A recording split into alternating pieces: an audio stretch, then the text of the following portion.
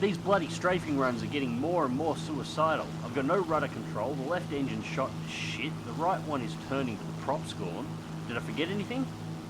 So in other words, we'll have to swim back to the airfield. Bugger off, you know what's in that water? I have an idea, get the parachutes. So we have contact with Allied aircraft and they're coming in for an emergency landing. Can you give me 5 minutes? But sir, they're already on their final approach. Of course they're on final approach. Alright, in 3, 2, 1. Final approach? You're kidding me. Where are they? You're looking in the wrong direction, sir. Sure, as if they could land that construction on the deck of a moving carrier. Alright, looking good. Fuck me, that's an interesting landing approach, Boomer. So, now we give a nice and friendly salute to the captain. Yeah, I had this weird suspicion that it would be you, Boomer.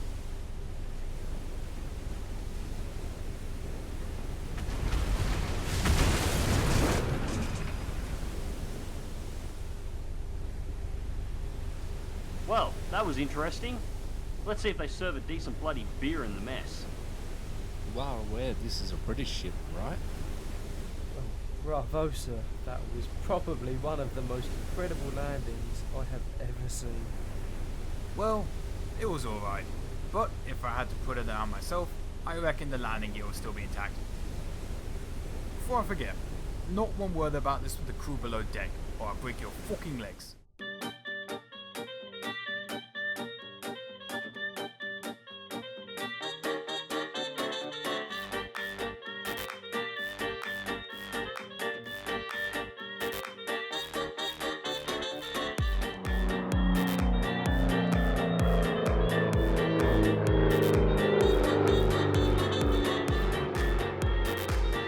G'day ladies and gentlemen, and welcome back to War Thunder with Mags. Today's awesome intro once again created by our fantastic resident artist, Mad End. Special thanks to Iron Armadian, Dead Meat and everybody else that was involved. Check the video description below for links to their YouTube pages, you will find some fantastic stuff there. Anyways, welcome aboard the PBJ-1J.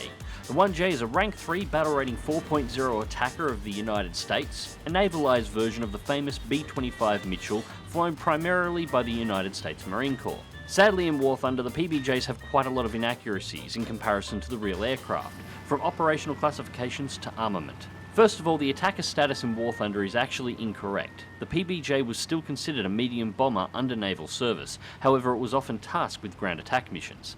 The P and the B in the aircraft designation actually stand for patrol bomber, with the J being the US Marine Corps designation letter for aircraft constructed by North American Aviation. The PBJ-1J features 12 12.7mm Browning machine guns with 4,800 rounds between them. This seems like a lot of ammunition, however those 12 guns all firing at around 800 rounds per minute are capable of spitting out 9,600 rounds every 60 seconds, or the aircraft's entire ammunition load in around 30 seconds total. The PBJ also features the same defensive gun layout as the B-25, with the dorsal and tail turret both featuring two 12.7mm machine guns and the two left and right fuselage defense gunners both armed with a single 12.7mm Browning. So the PBJ is actually a bomber, however in War Thunder it's not a very good one. As the aircraft has received an attacker classification, Gaijin have not equipped it with a bomb sight, even though it did have one in real life.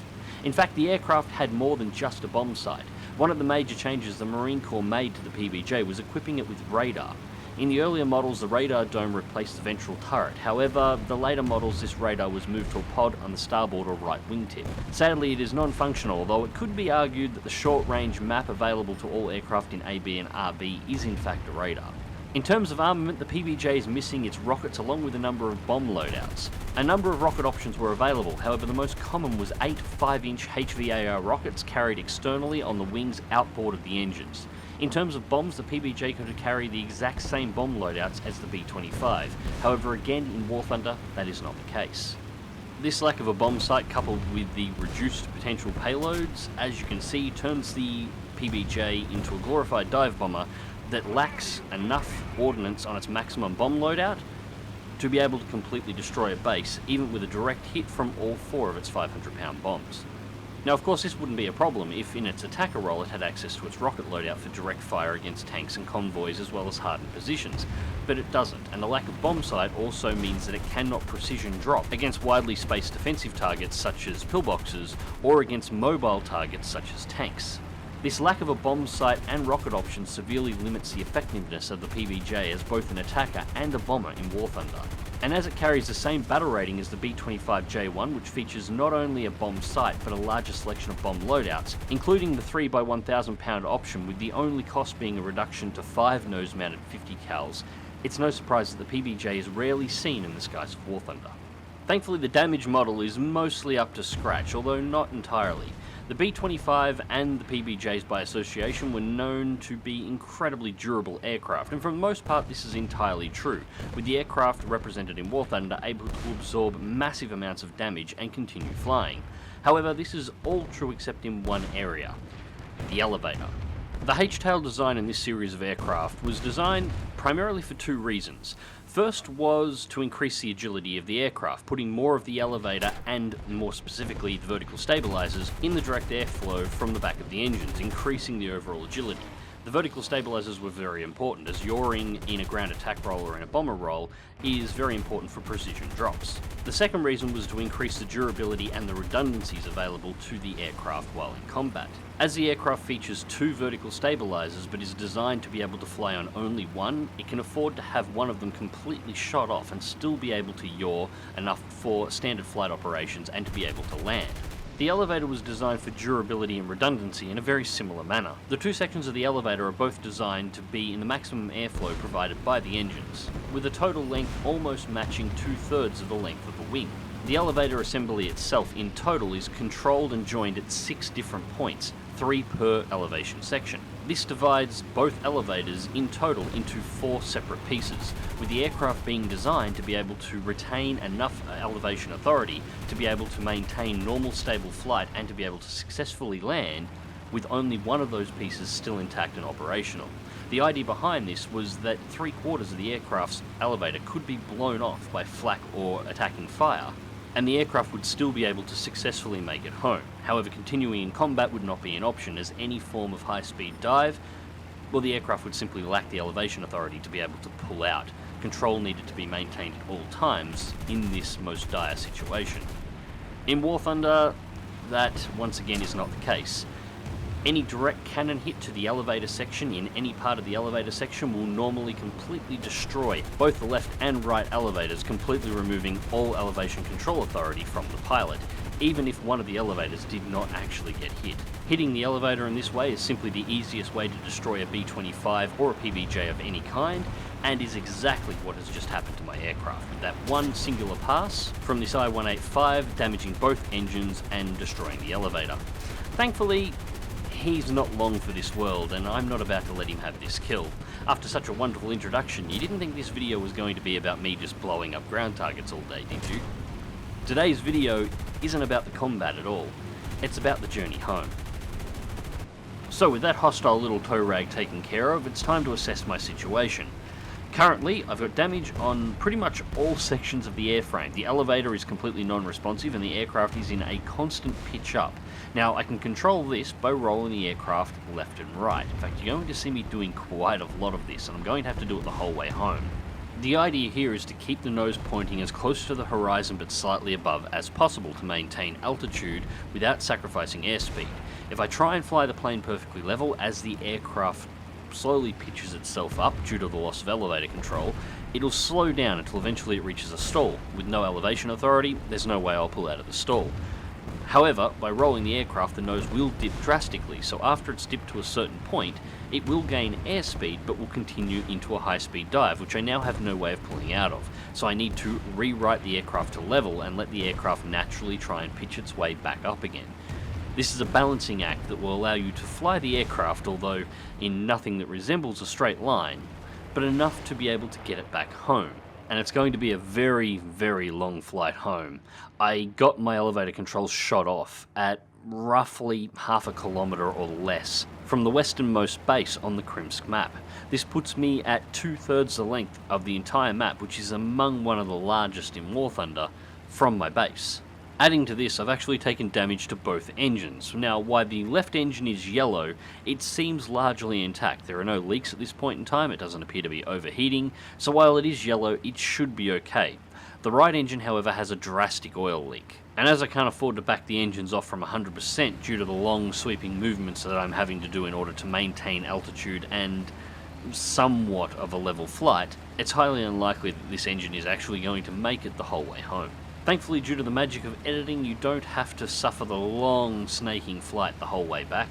And I do mean long, with the maximum airspeed of around 300 kilometers an hour while maintaining altitude and approximately maintaining course, along with the snaking motions that I'm needing to do, increasing the length of time that I actually need to fly for. The trip home was almost twice as long as it was to actually get to the bombing site in the first place.